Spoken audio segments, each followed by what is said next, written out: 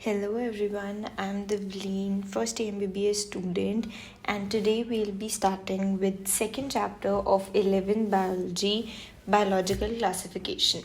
Very important chapter with a lot of information and a lot of examples, and is a very major part of your 11 biology. So we'll start just with the basics. Starting से बिल्कुल basic चीज़ों से start करेंगे. NCERT precise notes रखेंगे with a little bit of extra things. लेकिन जो चीज़ें NCERT से याद करनी होगी वो हम सिर्फ NCERT पे ही फोकस करेंगे. तो सबसे पहले if you talk about what is biological classification, तो हमारे जैसे हमने लिविंग वर्ल्ड पढ़ा, we were having so many organisms around us. तो अब हर एक ऑर्गेनिज्म को हम किसी ग्रुप में क्लासिफाई करते हैं on the basis of some similarities and dissimilarities, ताकि हम उस एक ग्रुप के बारे में थ्रू वन ऑर्गेनिज्म जान सकें. अब हमें पता है डॉग्स, अब हम हर एक डॉग को स्टडी नहीं करते, हम सिर्फ एक डॉग को स्टडी करते हैं जिससे हमें बाकी सब का पता लग जाता है. सो classification is a process in which biological classification is a process in which living organisms are classified into groups on the basis of similarities and dissimilarities. सबसे पहले क्लासिफिकेशन का अटेम्प्ट किया था एरिस्टोटल ने, जिसको हम बोलते हैं फादर ऑफ बायोलॉजी. एरिस्टोटल ने क्या किया, सिंपली मॉर्फोलॉजिकल कैरेक्टर्स के ऊपर प्लांट को ट्रीज, हर्ब्स एंड श्रब्स में डिवाइड कर दिया और एनिमल्स को दो ग्रुप्स में, इनेमा जिनके पास RBC है एंड एनेमा जिनके पास RBC नहीं है. तो ये बहुत ही बेसिक क्लासिफिकेशन थी जो एरिस्टोटल ने की. उसके बाद I two kingdom classification. Two kingdom classification की लीनियस ने, उसने सारे ऑर्गेनिजम्स को दो पार्ट्स में डिवाइड कर दिया, प्लांट्स एंड एनिमल्स. किसके बेसिस पे, कि उनके पास सेल वॉल है कि नहीं है. अब इसमें क्या किया, जिनके पास सेल वॉल है वो प्लांट्स, जिनके पास सेल वॉल नहीं है वो एनिमल्स, जो कि एक बेसिक डिफरेंस है प्लांट्स एंड एनिमल्स के बीच में. लेकिन ये सिस्टम इनएडिक्वेट था. इनएडिक्वेट होने के बावजूद भी ये सिस्टम बहुत देर तक चला एंड बाद में जाके इसको चेंज किया गया. अब इस सिस्टम में प्रॉब्लम्स क्या थी, सबसे पहले तो यूकैरियोट्स एंड प्रोकैरियोट्स के बीच में कोई डिस्टिंक्शन नहीं किया गया. बैक्टीरिया के पास सेल वॉल है, जिस बैक्टीरिया के पास सेल वॉल है उसको प्लांट में कंसिडर कर दिया, हालांकि दोनों बहुत ही डिफरेंट ऑर्गेनिजम्स हैं. ना ही यूनिसेलुलर और मल्टीसेलुलर ऑर्गेनिजम्स के बीच में डिफरेंट किया गया, और ना ही photosynthetic and non photosynthetic organisms जैसे कि फंजाई, इनको भी डिफ्रेंशिएट नहीं किया गया. और ये सिस्टम इनएडिक्वेट इसलिए भी था क्योंकि मॉर्फोलॉजी के अलावा हमें और भी कैरेक्टर्स इंक्लूड करने चाहिए. क्लासिफिकेशन टाइम पे एक नीड फेल्ट हुई कि बाकी सारे कैरेक्टर्स को भी इंक्लूड किया जाए, जैसे कि cell structure, nature of wall, mode of nutrition, habitat, method of reproduction, evolutionary relationship etcetera. ये सारे पॉइंट NCERT में गिवन है, तो ये सारे आपको पता होने चाहिए. Next is three kingdom classification. Three kingdom classification, four kingdom classification के बारे में NCERT में नहीं गिवन, बट इट्स बेटर कि अगर हम उसे पढ़ लें ताकि हमें पता लग सके कि कौन सा किंगडम कब बना, क्या क्लासिफिकेशन हुई. तो अब थ्री किंगडम क्लासिफिकेशन की थी अर्नस्ट हैकेल ने. उन्होंने क्या किया, यूनिसेलुलर ऑर्गेनिजम्स को सेपरेट कर दिया इनटू अ किंगडम प्रोटिस्टा. अब क्या हुआ, हमारे यूनिसेलुलर और मल्टीसेलुलर ऑर्गेनिजम्स तो सेपरेट हो गए, लेकिन यूकैरियोट्स एंड प्रोकैरियोट्स सेपरेट नहीं हुए, और ना ही हमारे photosynthetic and non photosynthetic animals separate हुए. Right. Next is four kingdom classification. Four kingdom classification की थी कॉपलैंड ने. उसने क्या किया, सेपरेट किया प्रोकैरियोट्स फ्रॉम यूकैरियोट्स. अब हमारे चार किंगडम बन गए, मोनेरा जिसमें प्रोकैरियोट्स है, प्रोटिस्टा जिसमें यूनिसेलुलर ऑर्गेनिजम्स है, एंड प्लांट्स एंड एनिमल्स. लेकिन अभी भी एक चीज़ क्या रह गई, photosynthetic and non photosynthetic organisms separate नहीं हुए. तो फाइनली फाइव किंगडम क्लासिफिकेशन की RH विटेकर ने 1969, ये ईयर याद रखना है, NCERT में गिवन है. और उसने मेन क्राइटेरिया क्या रखा अपनी क्लासिफिकेशन का, cell structure, body organisation, mode of nutrition, reproduction and phylogenetic relationships. तो एट द एंड हमें 5 किंगडम्स मिल गए, monera, protista, fungi, plant and animal. अब इन पांचों किंगडम में से पहले तीन किंगडम्स मोनेरा, प्रोटिस्टा, फंजाई हम बायोलॉजिकल क्लासिफिकेशन में पढ़ते हैं और प्लांट एंड एनिमल्स को हम एक separate chapters plant kingdom and animal kingdom में पढ़ते हैं। अब जब 5 किंगडम क्लासिफिकेशन के बाद एक और टाइप ऑफ क्लासिफिकेशन आई जिसको हम बोलते हैं 3 डोमेन सिस्टम, जो कि प्रपोज की थी कार्ल वूज ने।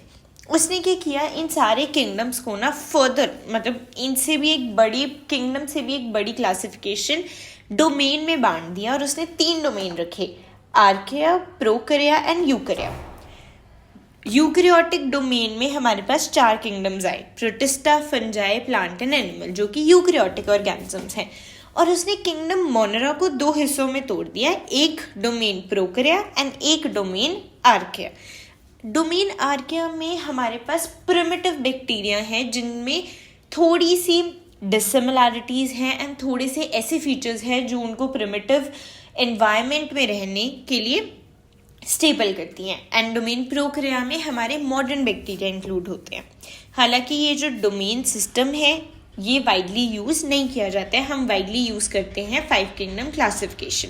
जो टेबल एनसीईआरटी में गिवन है about the characters of 5 kingdom classification, ये बहुत इंपॉर्टेंट है, ये हमें पढ़ना ही पढ़ना है।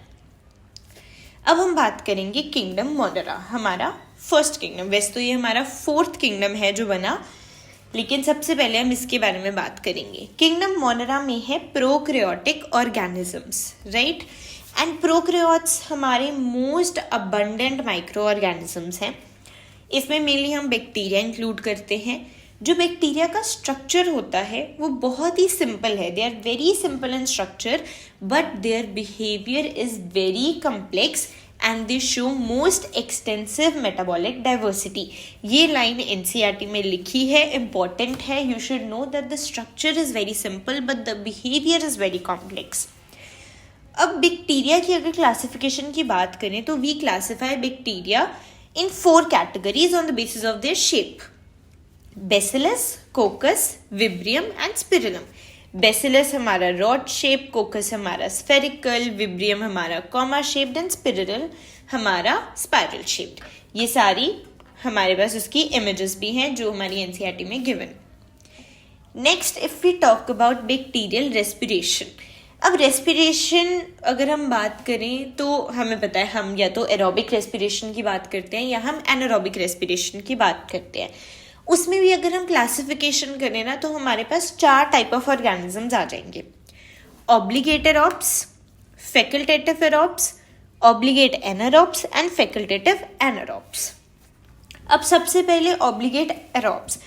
ऑब्लिगेट मतलब परमानेंट। ऑब्लिगेट एरोब्स वो हैं जो एरोबिक रेस्पिरेशन के बिना सर्वाइव ही नहीं कर सकते, मतलब वो सिर्फ और सिर्फ एरोबिक रेस्पिरेशन कर सकते हैं, ठीक है। अगर ऑक्सीजन नहीं है, एरोबिक रेस्पिरेशन नहीं होगी, वो सर्वाइव नहीं कर पाएंगे।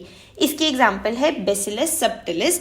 ये जो एग्जांपल्स हैं ये हमें एनसीईआरटी में नहीं गिवन, तो अगर आप इसे लर्न नहीं कर पा रहे हैं so you can skip, but the examples given in the NCERT are very very important. Next is facultative aerobes. अब फैकल्टेटिव एरोब्स क्या होते हैं?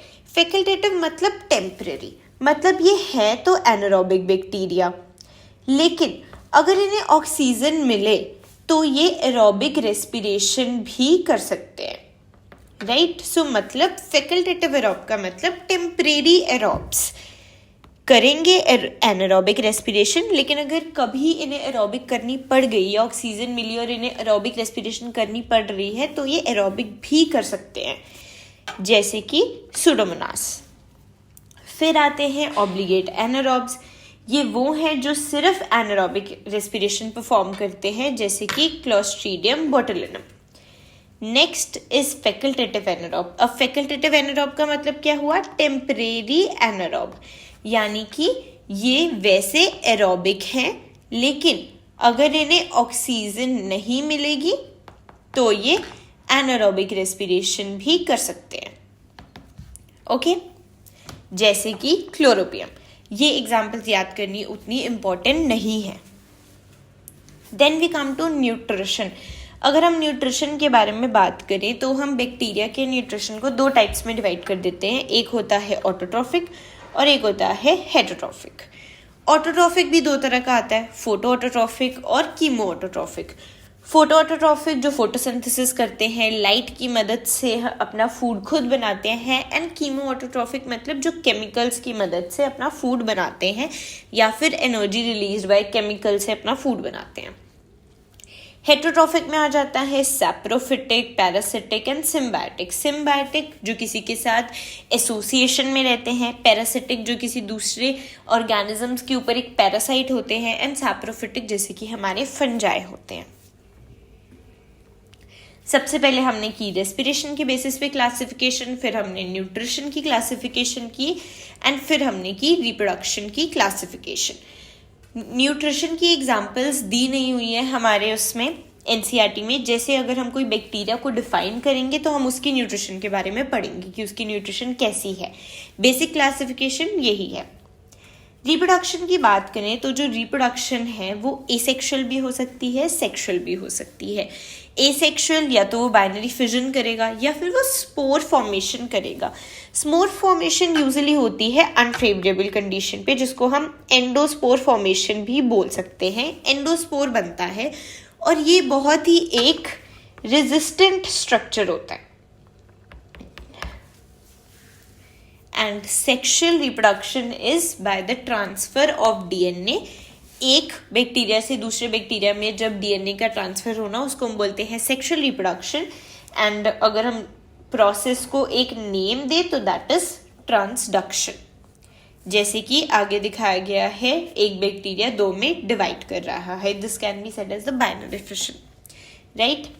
अब हम पढ़ेंगे बैक्टीरिया में आगे हम कौन से बैक्टीरिया में क्लासिफाई करते हैं। एक होता है आर्के बैक्टीरिया और एक होता है यू बैक्टीरिया।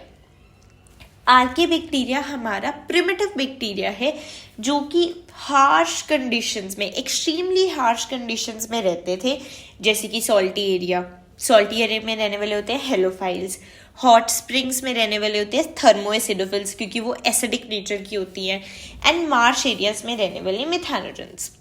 ये बैक्टीरिया आज भी प्रिमिटिव टाइप कंडीशंस यानी कि एक्सट्रीमली हार्श कंडीशंस में ही रहते हैं। और ये क्यों रह पाते हैं इतनी हार्श कंडीशंस में, इतने सॉल्टी एरिया में या इतने एसिडिक एंड हॉट एनवायरनमेंट में? ऐसी क्या स्पेशलिटी है इनमें कि ये उन एरियाज में सर्वाइव कर जाते हैं? मेन स्पेशलिटी जो हमने बात करनी है वो हमने करनी है सेल वॉल स्ट्रक्चर के बारे में। जो सेल वॉल का स्ट्रक्चर है वो मॉडर्न बैक्टीरिया से डिफरेंट है क्योंकि इनमें जो सेल वॉल है उसमें ब्रांच चेन लिपिड्स है। अब अगर लिपिड्स ब्रांच्ड होंगे, उनकी चेन्स ब्रांच्ड होंगी तो वो उसको एक एक्स्ट्रा स्टेबिलिटी भी प्रोवाइड करता है, राइट। एंड एक इसमें और पॉइंट है जो हम नोट कर सकते हैं कि ये ओनली बैक्टीरिया है जिसमें हिस्टोन प्रोटीन्स भी प्रेजेंट है। हिस्टोन प्रोटीन्स हम अपने न्यूक्लियस में बात करते हैं कि बेसिक प्रोटीन्स होते हैं, इनमें भी वो हिस्टोन्स प्रोटीन्स प्रेजेंट होते हैं जो इन्हें एक एक्स्ट्रा स्टेबिलिटी भी प्रोवाइड करते हैं। एंड इनके जो प्रोटीन्स होते हैं, जो इनके अंदर प्रोटीन्स प्रेजेंट हैं, उनमें भी क्या चीज़ होती है, उनके कोवेलेंट बॉन्ड्स भी स्ट्रॉन्गर होते हैं।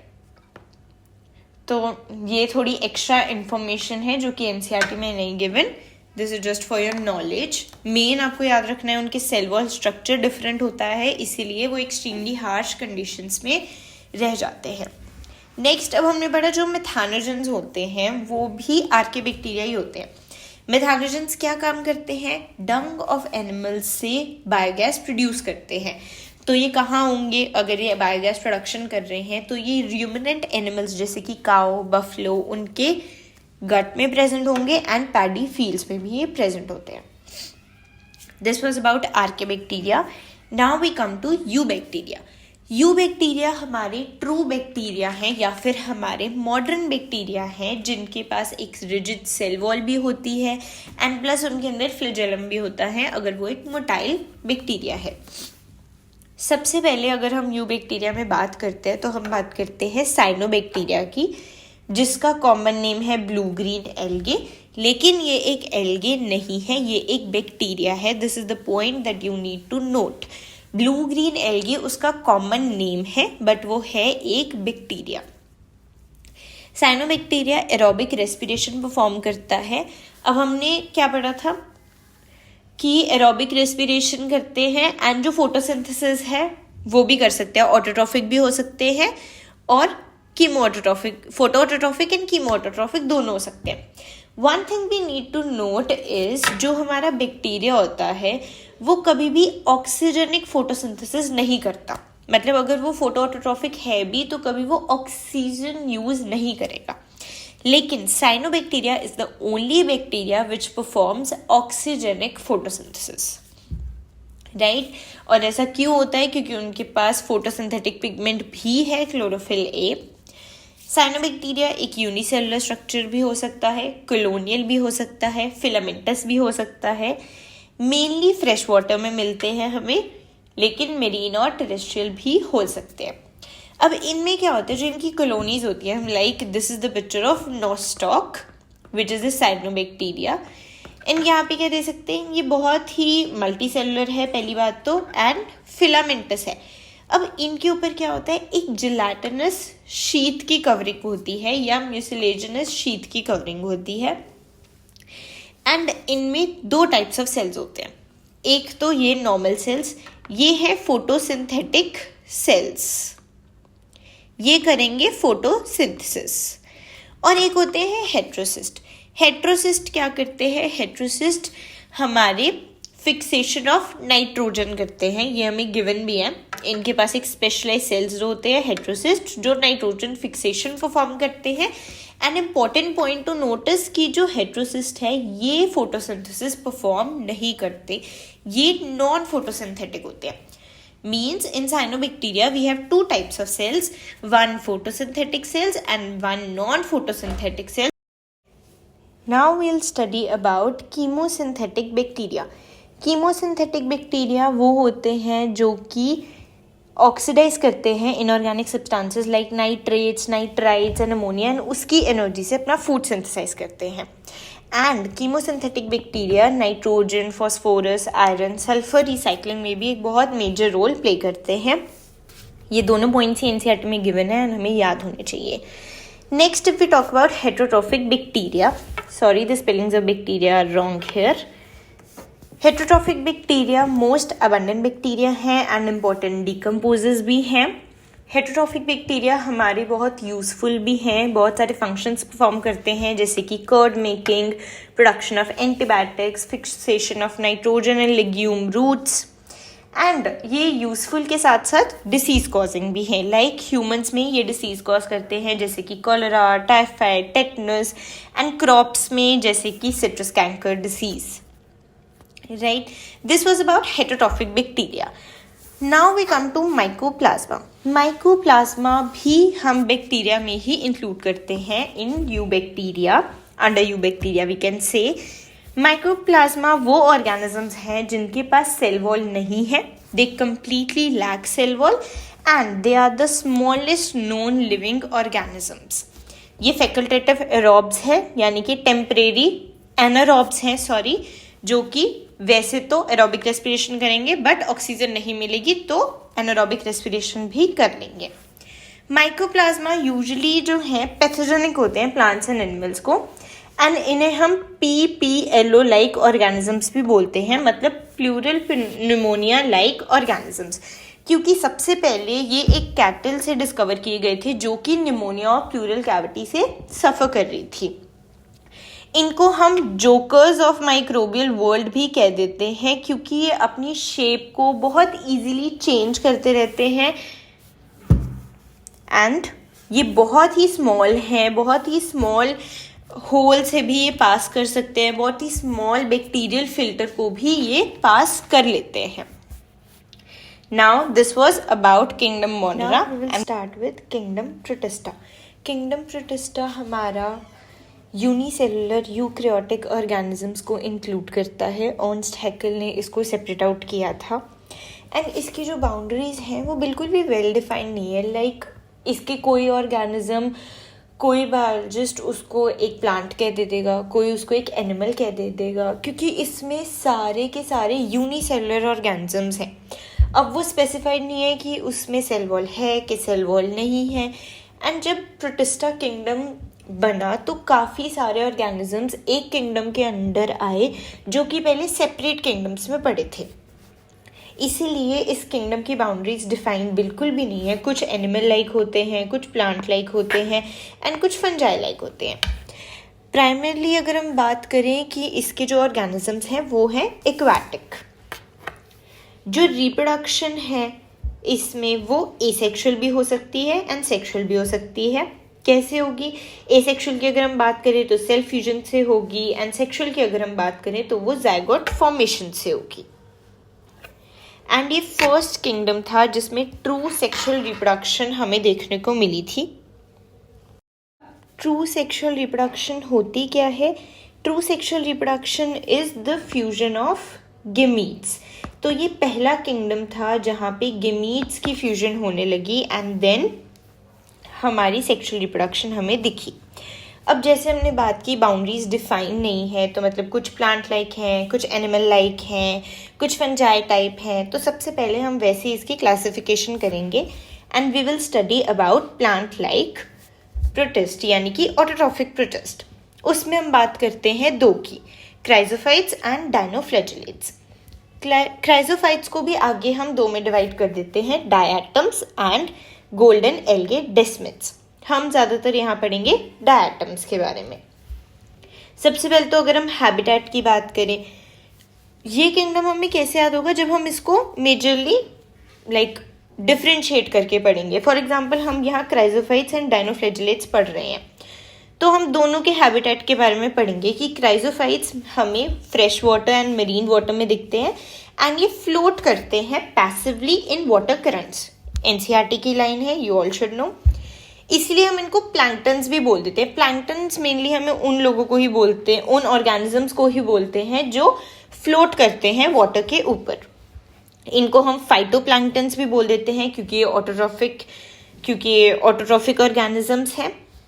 हालांकि अगर हम डायनोफ्लैजेलेट्स के हैबिटेट की बात करें तो वो मोस्टली मेरीन है। सेल वॉल एक बहुत ही मेजर स्ट्रक्चर है इन दोनों ऑर्गेनिजम्स के बीच में एंड इनका सेल वॉल स्ट्रक्चर बहुत ही यूनिक है। दोनों का हमें याद करना होता है।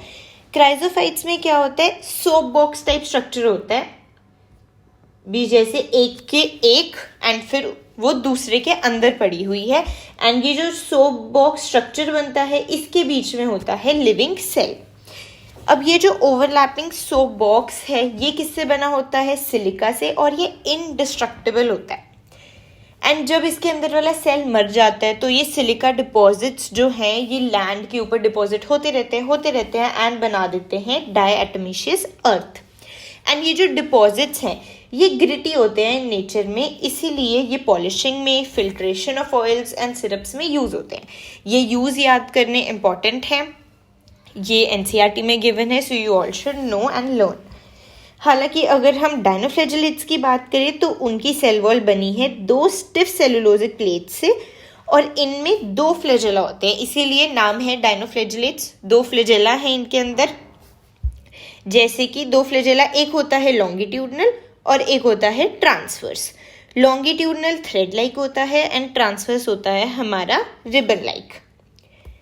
अगर हम क्राइजोफाइट्स के फंक्शन की बात करें तो इसका फंक्शन मेजर क्या है कि डायटम्स जो हैं वो चीफ प्रोड्यूसर हैं ओशन के, यानी कि 50% ऑफ द फूड जो ओशन में बनता है वो क्राइजोफाइट्स बनाते हैं एंड इवन ये वाटर पोल्यूशन के भी इंडिकेटर है।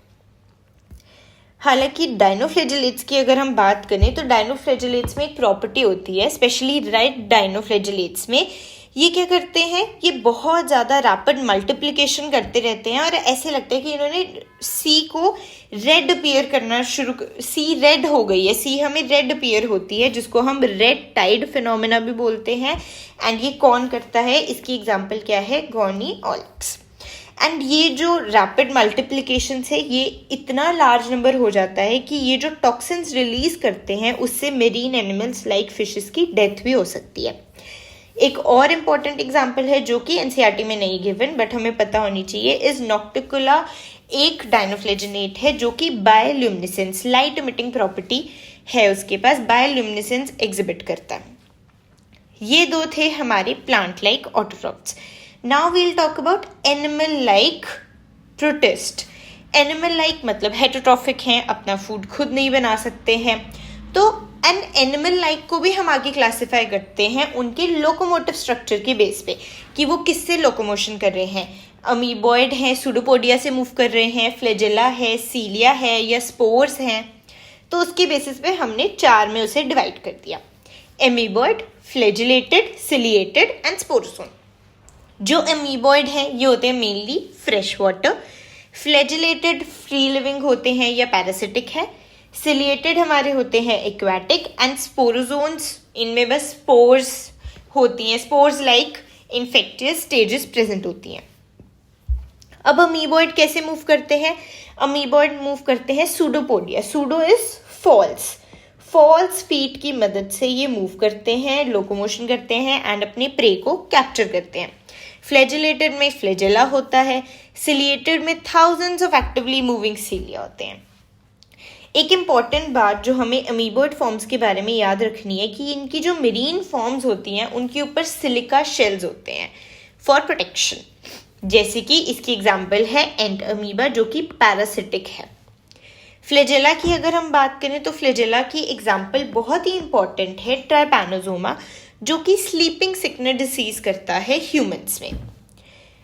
सिलिएटेड का इम्पॉर्टेंट पार्ट क्या है कि सीलिया जो है उनकी बॉडी के अंदर, जो सिलिएटेड प्रोटिस्ट होते हैं उनकी बॉडी के अंदर एक कैविटी होती है जिसको हम गलेट बोलते हैं, और उसमें क्या होता है जो ये सीलिया हैं ये फूड से भरा हुआ वाटर उस गलेट में, उस कैविटी में, गलेट इज कैविटी, उस गलेट में मूव करवाते हैं। जैसे कि पैरामोशियम एक एग्जाम्पल है, पैरामोशियम की डायग्राम एनसीईआरटी में गिवन है पिक्चर जो हमें याद रखनी है। एंड स्पोरोजोन्स की main example and important example है प्लाज्मोडियम जो कि मलेरिया कॉज करता है हमारी बॉडी में, बहुत ही पॉपुलर डिसीज हम कह सकते हैं इसको, बहुत ही फैली हुई डिसीज है जो कि प्लाज्मोडियम करता है, वो एक स्पोरोजोन है, एक प्रोटिस्ट है। अब हमने 2 तरह के प्रोटिस्ट की बात कर ली, animal like and fungi like and plant like. अब हम बात करेंगे फंजाई लाइक यानी कि सैप्रोफिटिक प्रोटिस्ट। सैप्रोफिटिक प्रोटिस्ट में हमारे पास एक ही है, दैट इज स्लाइम मोल्ड्स। अब सैप्रोफिटिक क्या है? ये क्या करते हैं, फॉरेन बॉडीज को इनगल्फ करते हैं एंड जब भी इनको फेवरेबल कंडीशंस दिखती हैं उस टाइम सारे स्लाइम मोल्ड्स जो हैं वो इकट्ठे होके, इनके सारे सेल्स जो हैं वो इकट्ठे होके एक बड़ा सा स्ट्रक्चर प्लाज्मोडियम बना लेते हैं, जैसे कि यहाँ हमें शो किया गया है। लेकिन जब कंडीशंस फेवरेबल नहीं है, अनफेवरेबल कंडीशंस है, तो ये क्या करेंगे, स्पोर्स बना देंगे। स्पोर्स के पास होती है ट्रू सेल वॉल जो कि इंपॉर्टेंट फीचर टू रिमेंबर है, एंड ये सेल वॉल के करके ये जो स्पोर है वो इतना ज़्यादा रेजिस्टेंट हो जाता है कि जब तक फेवरेबल कंडीशंस नहीं आएंगी वो सर्वाइव कर सकता है, वो इतना रेजिस्टेंट होता है। एंड जो ये स्पोर्स होते हैं ये भी 2 टाइप के होते हैं, एक अमीबॉइड और एक स्वान सेल्स। अमीबॉइड स्पोर तब बनेंगे जब आसपास सराउंडिंग कंडीशंस ड्राई होंगी, एंड स्वान सेल्स तब बनेंगे जब सराउंडिंग कंडीशंस मॉइस्ट होंगी। इसमें हमें एग्जाम्पल याद करने की कोई ज़रूरत नहीं है। And then we come to the last type, that is mixotrophic mode of nutrition, यानी कि उनका न्यूट्रिशन कंप्लीटली ऑटोट्रॉफिक नहीं है, कंप्लीटली हेटरोट्रॉफिक नहीं है, उनका एक मिक्स्ड न्यूट्रिशन है जिसकी वेरी वेरी इंपॉर्टेंट एग्जाम्पल है यूग्लिना, एंड हम उनको बोलते हैं यूग्लिनॉइड्स। यूग्लिनॉइड्स एक कनेक्टिंग लिंक है प्लांट एंड एनिमल के बीच में, क्योंकि इसके कुछ फीचर्स हैं प्लांट लाइक, कुछ फीचर्स हैं एनिमल लाइक। ये हमें मेनली मिलते हैं स्टेगनेंट एंड फ्रेश वाटर में, एंड इनकी बॉडी के अराउंड सेल वॉल नहीं होती, इनकी बॉडी के अराउंड होती है एक protein rich layer, pellicle. And euglenoids में लोकोमोशन होती है 2 फ्लैजेला से, एक बड़ा होता है एक छोटा होता है, जिसको हम हेट्रोकॉन कंडीशन भी बोल देते हैं। एंड यूग्लिनॉइड्स में प्रॉपर्टी क्या है, इनके पास हायर प्लांट्स के रिजेंबलिंग पिगमेंट्स हैं जैसे कि क्लोरोफिल ए, जिससे ये फोटोसिंथेसिस कर सकता है। एंड मान लो इनके पास अवेलेबिलिटी ऑफ लाइट नहीं है, ये फोटोसिंथेसिस नहीं कर पा रहे हैं, तो ये होलोजोइक न्यूट्रिशन यानी कि जैसे कि एनिमल्स टाइप न्यूट्रिशन भी ले सकता है। सो दैट इज वाई ये एक कनेक्टिंग लिंक है। एंड ये एनिमल लाइक इसमें और क्या फीचर है कि इसमें सेल वॉल भी प्रेजेंट नहीं है। सो इसीलिए euglenoids mixotrophic mode of nutrition show करते हैं। एंड ये सारी क्लासिफिकेशन बहुत ही ईजी है अगर हम इसे एक डिफ्रेंशिएशन की फॉर्म में याद करेंगे। मेनली एनसीईआरटी में गिवन एग्जांपल्स एंड एनसीईआरटी में गिवन डायग्राम्स का हमें ध्यान रखना है। Next we will start with kingdom fungi. Kingdom fungi में कौन से ऑर्गेनिजम्स हैं? Eukaryotic, heterotrophic and multicellular organism except for yeast which is a unicellular organisms. Kingdom fungi हमारा लास्ट किंगडम था जो आर.एच. विटेकर ने सेपरेट किया था photosynthetic and non photosynthetic organisms को सेपरेट करने के लिए। जो फंजाई हैं वो मेनली हमें वार्म एंड मॉइस्ट कंडीशंस में ही दिखते हैं एंड इनके हैबिटेट प्लस इनकी मॉर्फोलॉजी में हमें बहुत ज़्यादा डाइवर्सिटी दिखती है। हैबिटेट में तो बहुत ही ज़्यादा दिखती है, ये एनसीईआरटी में लाइंस भी लिखी हुई हैं कि वो काउ डंग पे भी प्रेजेंट होते हैं, ट्रीज पे भी प्रेजेंट होते हैं, इवन फूड्स पे भी ग्रो कर जाते हैं। So like we have great diversity in their habitat and even in their morphology which we will study. अब फंजाई को पहले प्लांट किंगडम में रखा गया था क्योंकि इसके अंदर एक सेल वॉल है, लेकिन सेल वॉल का स्ट्रक्चर दोनों का बिल्कुल सेम नहीं है। प्लांट की सेल वॉल हमने पढ़ी है बनी होती है सेलुलोज से, लेकिन जो एक फंजाई की सेल वॉल है वो बनी होती है काइटिन एंड पॉलीसेकेराइड से। Major is chitin. लेकिन अगर हम वही बॉडी ऑफ फंजाई की बात करें तो बॉडी ऑफ फंजाई बहुत ही सिंपल है। एक थैलॉइड लाइक बॉडी है जिसको हम माइसीलियम बोलते हैं, ना उस पर कोई रूट्स हैं, ना स्टेम्स हैं, ना लीव्स हैं, एंड बिल्कुल एक मैट की तरह हॉरिजॉन्टली ग्रो करती रहती है। एंड इनके पास फंजाई के पास एक थ्रेड लाइक स्ट्रक्चर्स होते हैं जिनको हम बोलते हैं हाइफे। अब ये हाइफे की मॉर्फोलॉजी या हम कह सकते हैं हाइफे में डिफ्रेंशिएट करना इम्पॉर्टेंट है क्योंकि हाइफे सेप्टेड भी हो सकते हैं और एसेप्टेड भी हो सकते हैं। सेप्टेड का मतलब क्या है कि जो हाइफे के सेल्स हैं एडजेसेंट सेल्स के बीच में जो प्लाज्मा मेम्ब्रेन है वो एब्सेंट है, जैसे कि फाइकोमाइसिटीज एंड ओमाइसिटीज में। सॉरी, एसेप्टेटस जिसमें plasma membrane between adjacent sales absent है, जैसे कि फाइकोमाइसिटीज। फाइकोमाइसिटीज लोअर फंजाई की क्लास है जिसको हम ओमाइसिटीज एंड एस्कोमाइसिटीज में हम डिवाइड, जाइगोमाइसिटीज में हम डिवाइड करते हैं। ये डिवीजन हमें एनसीईआरटी में नहीं गिवन है, ये हम खुद याद कर सकते हैं, हमें सिर्फ फाइकोमाइसिटीज की हेडिंग गिवन है। और सेप्टेट हाइफे कौन से होते हैं? जिसमें प्लाज्मा मेम्ब्रेन प्रेजेंट होती है एंड प्लाज्मा मेम्ब्रेन के बीच में एक पोर प्रेजेंट है जिससे एडजेसेंट सेल एक दूसरे से कम्युनिकेट करते हैं, जैसे कि एस्कोमाइसिटीज में, बेसिडियोमाइसिटीज में एंड ड्यूटेरोमाइसिटीज में। अब अगर हम रिप्रोडक्शन इन फंजाई की बात करें तो reproduction in fungi vegetative mean से भी हो सकती है, जैसे कि fragmentation, fission, budding and asexual spores से भी हो सकती है। अब एसेक्सुअल स्पोर्स में डिफ्रेंशिएट करना इंपॉर्टेंट है। We have 3 types of asexual spores: conidiospores, sporangiospores and zoospores. Conidiospores non motile spores हैं जो कि एक्सोजेनसली यानी किसी स्ट्रक्चर के अंदर नहीं बाहर फॉर्म होते हैं एंड ये मोस्ट कॉमन एसेक्सुअल स्पोर्स है। वेरस स्पोरेंजियोस्पोर्स नॉन मोटाइल है लेकिन एंडोजेनस है, किसी स्ट्रक्चर के अंदर फॉर्म होते हैं एंड इनका सेकंड नेम है एप्लानोस्पोर्स। जूस्पोर्स एंडोजेनस हैं, किसी स्ट्रक्चर के अंदर फॉर्म होते हैं लेकिन मोटाइल एंड फ्लैजिलेटेड हैं। ये थी हमारी एसेक्सुअल रिप्रोडक्शन की बात या vegetative means. Now if we talk about sexual reproduction, so sexual reproduction in fungi के स्टेप्स जो हैं वो हमें पता होने चाहिए। सबसे पहले तो प्रोटोप्लाज्म ऑफ 2 गेमीट्स के बीच में फ्यूजन होगा जिसको हम बोलते हैं प्लाज्मोगैमी। देन न्यूक्लियाई के बीच में फ्यूजन होगा, पहले साइटोप्लाज्म के बीच में होगा या प्रोटोप्लाज्म, फिर दोनों न्यूक्लियाई फ्यूज करेंगे जिसको हम बोलते हैं कैरियोगैमी एंड देन वो जो न्यूक्लियाई फ्यूज करके जाइगोट बना उसके अंदर मियोसिस होगी जिससे हमारे haploid spores, sexual spores form होंगे। एंड एक इम्पॉर्टेंट नोट जो हमें याद रखना है, वेरी इंपॉर्टेंट, इज दैट कुछ फंजाई में कैरियोगैमी इमीडिएटली नहीं होती प्लाज्मोगैमी के बाद। प्लाज्मोगैमी हो गई, साइटोप्लाज्म फ्यूज हो गया, अब दोनों न्यूक्लियस एज इट इज पड़े हैं लेकिन अभी फ्यूज नहीं किए, तो वो जो स्टेज होती है जहाँ दोनों न्यूक्लियस प्रेजेंट है उस स्टेज को हम बोलते हैं डायकैरियोटिक फेज, जो कि हमें सिर्फ किसी किसी में देखने को मिलती है, जैसे कि एस्कोमाइसिटीज में दिखती है, बेसिडियोमाइसिटीज में दिखती है। एंड ये एक इम्पॉर्टेंट नोट है जो हमें याद रखना है। अब हमने किंगडम फंजाई को भी आगे डिवाइड किया हुआ है, क्लासिफाई किया हुआ है। वो किसके बेसिस पे किया हुआ है कि स्पोर फॉर्मेशन का मोड क्या है एंड जो फ्रूटिंग बॉडीज बन रही है वो कैसी हैं, on the basis of mode of spore formation and fruiting bodies.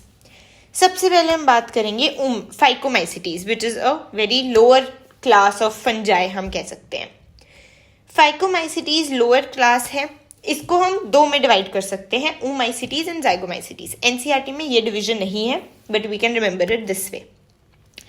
oomaicites and zygomaicites दोनों के ही हाइफे जो है वो एसेप्टेट है एंड मल्टीन्यूक्लिएटेड है। oomaicites को हम कॉमनली एल्गल फंजाई भी बोलते हैं, क्योंकि ओनली oomaicites एक ऐसा फंजाई है जिसकी सेल वॉल सेलुलोजिक है, सेलुलोज से बनी है। वेरस zygomaicites को हम कॉन्जुगेशन फंजाई बोलते हैं। कॉन्जुगेशन फंजाई इसकी सेक्सुअल रिप्रोडक्शन के मेथड के कारण इसका नाम है, एंड इसकी सेल वॉल काइटिन से ही बनी है। अगर हम दोनों के एसेक्सुअल स्पोर्स की बात करें तो oomaicites में एसेक्सुअल स्पोर होता है zoospore, which is the motile and endogenous, whereas zygomaicites में एसेक्सुअल स्पोर होता है स्पोरेंजियोस्पोर, जो कि नॉन मोटाइल एंड एंडोजिनस है। अब हम इनके नाम इनके सेक्सुअल स्पोर्स अकॉर्डिंग लिखते हैं। oomaicites का सेक्सुअल स्पोर है oospore एंड zygomaicites का सेक्सुअल स्पोर है zygospore। यही चीजें हमें मेन याद रखनी होती है कि एसेप्टेट है, हाइफेक एसेप्टेट है, सेल वॉल किससे बनी है, कॉमन नेम क्या है एंड उसके सेक्सुअल स्पोर्स क्या है। एग्जाम्पल्स हम सिर्फ एनसीईआरटी वाली याद करेंगे। फाइकोमाइसिटीज की एग्जाम्पल हमें दी हुई है एल्ब्यूगो, जो कि पैरासिटिक है मस्टर्ड के ऊपर, एंड zygomaicites की हमारे पास एग्जाम्पल है म्यूकर, जिसका कॉमन नेम है पिन मोल्ड, एंड राइजोपस, जिसका कॉमन नेम है ब्रेड मोल्ड, जो कि ब्रेड पे ग्रो करता है। एंड हमें एनसीईआरटी में म्यूकर की डायग्राम भी गिवन है, जो हमें पता होनी चाहिए भी how it looks like. Now come to ascomycetes. Ascomycetes saprophytic, decomposers और पैरासिटिक हैं। इनका हाइफे सेप्टेट होता है, न्यूक्लिएट होता है, यूनिन्यूक्लिएटेड होता है, एक सेल में एक न्यूक्लियस, वरना अगर एसेप्टेट होगा तो वो मल्टी न्यूक्लिएटेड बॉडी है, उसमें बहुत सारे न्यूक्लियस हैं और कोई सेपरेशन नहीं है। बट यहाँ पे एक सेपरेशन है और एक सेल में एक ही न्यूक्लियस है। इनका कॉमन नेम है एस्कोमाइसिटीज का सैक फंजाई, क्योंकि इनकी लाइफ साइकिल में रिप्रोडक्शन के टाइम पे एक सैक लाइक स्ट्रक्चर बनता है जिसको हम एस्कस बोलते हैं। इसकी सेल वॉल भी काइटिन से बनी है। इसका एसेक्सुअल स्पोर है conidiospores, which are exogenous and non motile, and इनके सेक्सुअल स्पोर्स हैं according to their name ascospores, जो कि फ्रूटिंग बॉडीज एस्कोकार्प्स में अरेंज्ड होते हैं। इसकी एग्जाम्पल्स याद करनी बहुत इंपॉर्टेंट है, इसकी एग्जाम्पल्स के यूजेस भी इंपॉर्टेंट है। एस्कोमाइसिटीज की मेजर इंपॉर्टेंट एग्जाम्पल है यीस्ट, जिससे हम ब्रेड भी बनाते हैं, बियर भी बनाते हैं, पेनिसिलियम, जिससे हम एंटीबायोटिक्स बनाते हैं, एस्पेरगिलस, क्लाविसेप्स एक एलएसडी ड्रग का सोर्स है, Neurospora biochemical and genetic trips, biochemical and genetic work में यूज होता है। एंड न्यूरोस्पोरा को ना हम ड्रोसोफिला ऑफ प्लांट किंगडम भी बोलते हैं, क्योंकि ड्रोसोफिला एनिमल किंगडम का वो ऑर्गेनिज्म है जो कि हमारे सारे एक्सपेरिमेंट्स में काम आता है। तो और प्लांट किंगडम में हम न्यूरोस्पोरा को यूज करते हैं, प्लांट नहीं है, मतलब एक फंजाई एनिमल्स के कंपैरिजन में अगर हम बात करें तो इसलिए हम इसको ड्रोसोफिला ऑफ प्लांट किंगडम भी बोलते हैं। And last example is morels and truffles, which are edible fungi. Next, ये डायग्राम हमें पिक्चर याद करनी है जो कि एस्पेरगिलस की है। Now we come to the next division, which is basidiomycetes. अब बेसिडियोमाइसिटीज हमारे सबसे ज़्यादा advanced and best decomposer fungi हैं। इनका हाइफे सेप्टेट है, यूनिन्यूक्लिएटेड है, एंड इनका कॉमन नेम है क्लब फंजाई। इसकी कोई रीज़न नहीं है, बस हम इसका कॉमन नेम याद रखते हैं, which is a club fungi. Now next, इसकी सेल वॉल भी काइटिन से बनी है एंड इसमें एसेक्सुअल स्पोर्स एब्सेंट होते हैं। एसेक्सुअल रिप्रोडक्शन होती है फ्रेगमेंटेशन से, लेकिन एसेक्सुअल स्पोर्स एब्सेंट होते हैं, इनमें स्पोर्स नहीं बनते, राइट। सेक्सुअल स्पोर्स, इसमें हमारे बेसिडियो स्पोर्स हैं जो कि फ्रूटिंग बॉडीज बेसिडियो कार्प्स में अरेंज्ड होते हैं। An important point two remember is कि बेसिडियो माइसिटीज में हमारे पास 6 ऑर्गन्स एब्सेंट हैं। डायकैरियोटिक फेज इसमें प्रेजेंट होता है एंड कैरियोगेमी कहाँ होती है, एक बेसिडियम में होती है जो कि एक्सोजेनसली प्रोड्यूस होता है। लाइक अगर ये बॉडी है तो कुछ सेल्स ये बेसिडियम बना देंगे जहां ये दोनों फ्यूज होके एक न्यूक्लियस जाइगोट बना देंगे, राइट। नेक्स्ट इसके एग्जांपल्स हैं मशरूम, अगैरिकस, ब्रैकेट फंजाई और पफ बॉल्स, उस्टिलागोस मड भी बोला जाता है, and puccinia rust. This is the diagram और the picture of a mushroom agaricus. Last is deuteromycetes. Deuteromycetes septate and unicellular हैं। इनका कॉमन नेम है इनपरफेक्ट फंजाई क्योंकि इनमें सेक्सुअल रिप्रोडक्शन एब्सेंट है। ड्यूटेरोमाइसिटीज की सेल वॉल भी काइटिन से बनी है एंड इनमें जो एसेक्सुअल स्पोर्स हैं वो हैं कोनिडियोस्पोर्स। अब इसमें सेक्सुअल रिप्रोडक्शन तो एब्सेंट होती है, लेकिन कहीं भी आगे जाके अगर हमें ड्यूटेरोमाइसिटीज के किसी भी मेंबर में सेक्सुअल रिप्रोडक्शन मिल जाए तो हम उसको एस्कोमाइसिटीज या बेसिडियोमाइसिटीज में शिफ्ट कर देते हैं क्योंकि इसके काफ़ी सारे जो कैरेक्टरिस्टिक्स हैं वो एस्कोमाइसिटीज एंड बेसिडियोमाइसिटीज से मिलते हैं। कुछ मेंबर्स जो हैं ड्यूटेरोमाइसिटीज के वो सैप्रोफिटिक हैं, कुछ पैरासिटिक हैं एंड कुछ मेंबर्स जो हैं वो लिटर के डिकम्पोजर्स भी हैं एंड मिनरल रिसाइकलिंग में मदद करते हैं। इसके एग्जाम्पल्स हमने याद करने हैं ऑल्टरनेरिया, कोलिटोट्रिकम एंड ट्राइकोडर्मा। नेक्स्ट आ जाता है हमारा mycorrhiza and lichens. Mycorrhiza and lichens हमारे किंगडम फंजाई के अंडर नहीं आते हैं क्योंकि ये एसोसिएशंस हैं दो ऑर्गेनिजम्स के बीच में। सो ये किसी भी किंगडम के अंदर डिफाइन नहीं होते हैं, लेकिन इनमें एक पार्टनर फंजाई है तो हम इसको यहीं पे पढ़ेंगे। माइकोराइजा होता है symbiotic association between fungi and root of higher plants. ये 2 टाइप्स का होता है, एंडोमाइकोराइजा एंड एक्टोमाइकोराइजा। एक्टोमाइकोराइजा जब जो फंजाई है वो सिर्फ आउटसाइड पे रहे एंड एंडोमाइकोराइजा जब वो रूट्स के अंदर पेनिट्रेट कर जाए। ज़्यादा इन्फॉर्मेशन हमें नहीं रखनी है, हमें सिर्फ पता होना चाहिए कि किसके बीच में एसोसिएशन है। नेक्स्ट है लाइकेंस। लाइकेंस सिम्बायोटिक एसोसिएशन है फंजाई एंड एल्गे के बीच में। एल्गल पार्टनर को हम बोलते हैं फाइकोबायोंट एंड फंगल पार्टनर को हम बोलते हैं माइकोबायोंट। ये फर्स्ट ऑर्गेनिजम्स थे जिन्होंने अपने आप को इस्टेब्लिश किया था एंड ये बहुत ही अच्छे इंडिकेटर हैं एयर पोल्यूशन के, जो कि सल्फर डाइऑक्साइड से होता है। जहाँ पे सल्फर डाइऑक्साइड का एयर पोल्यूशन होगा वहाँ पे ये ग्रो ही नहीं करेंगे। So this was all about kingdom fungi. अब हमारे 3 किंगडम्स हो गए हैं and now we are left with small terms which are not included in any of the kingdom like virus, prions etcetera.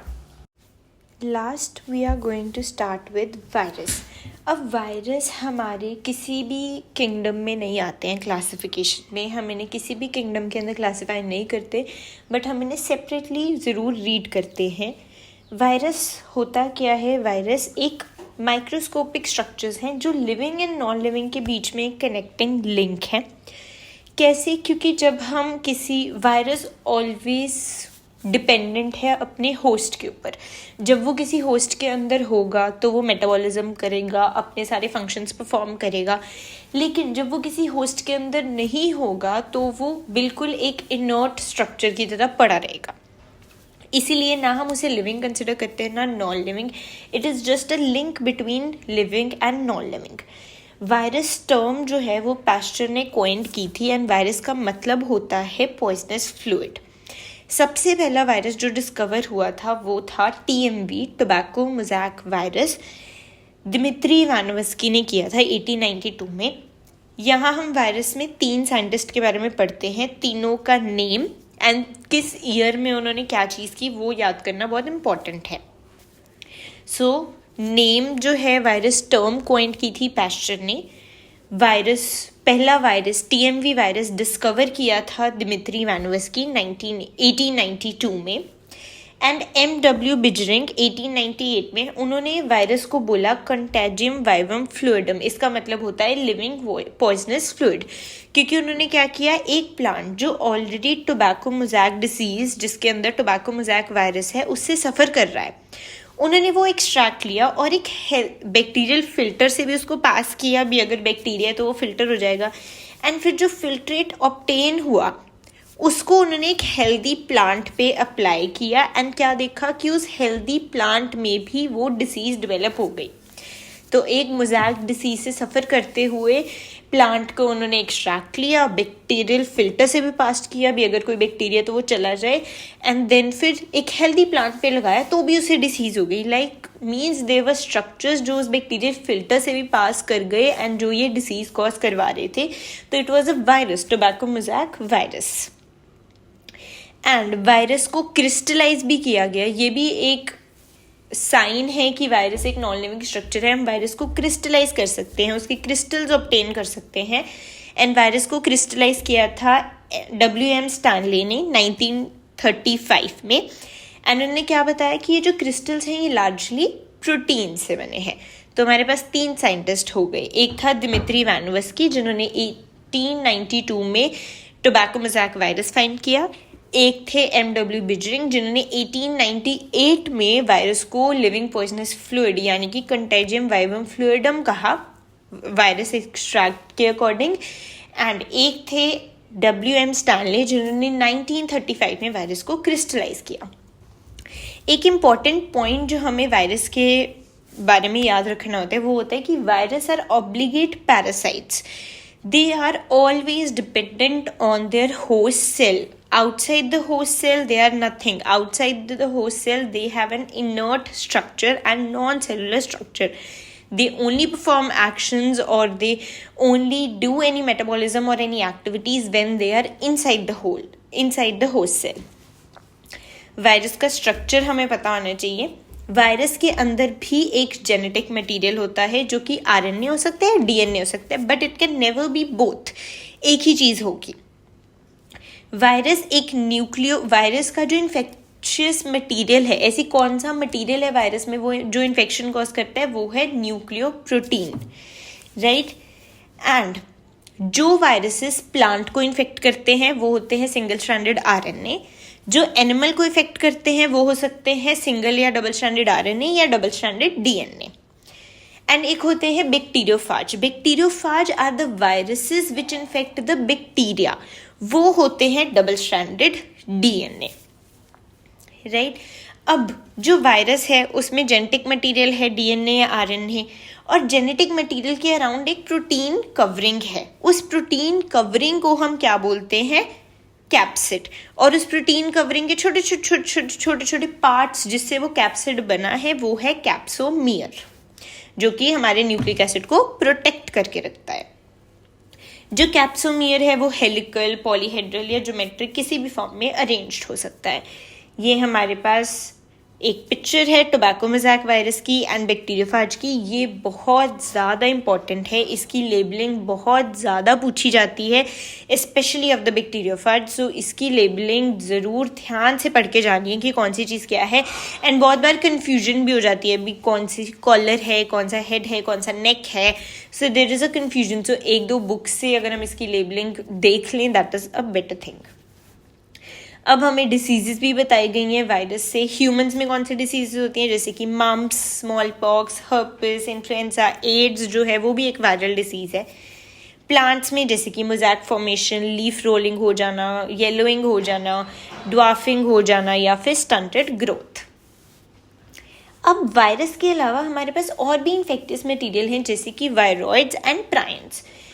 Viroids क्या होते हैं, ये एक न्यू इन्फेक्टियस एजेंट है। ये वायरस से छोटे हैं, ठीक है, वायरस से कम स्मॉलर साइज के हैं।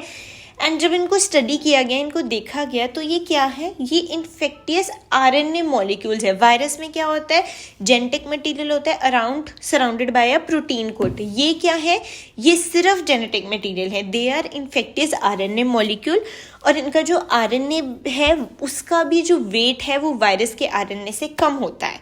इनके पास कोई प्रोटीन कवरिंग नहीं है। क्या याद रखना है, किसने डिस्कवर किया था? टियोडेनीन ने डिस्कवर किया था, 1971 में किया था।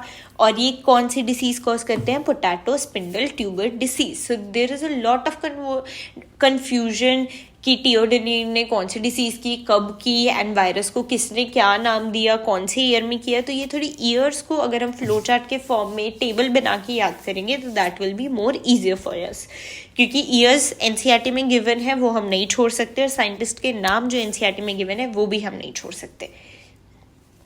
Then are prions. प्रायंस, अब हमने क्या पढ़ा? वायरस क्या है? एक प्रोटीन कवरिंग के अंदर जेनेटिक मटेरियल। वायरॉइड्स क्या है? सिर्फ जेनेटिक मटेरियल जो कि इन्फेक्टियस है, डिसीज कॉजिंग है। एंड प्रायंस क्या है? पी पता ही लग रहा है, प्रायंस मतलब इन्फेक्टियस एबनॉर्मली फोल्डेड प्रोटीन्स जो कि वायरस से स्मॉलर साइज के हैं। ये डिसीज क्या करती हैं? इसकी हमने 2 डिसीजेज याद करनी है। प्लांट्स में होती है, एनिमल्स में होती है मैड काउ डिसीज, जिसको कॉमन नेम है mad cow disease, bovine spongiform encephalopathy का। एंड ह्यूमंस में करता है ये सीआर जैकोब डिसीज, जिसको लाफिंग डेथ भी बोलते हैं।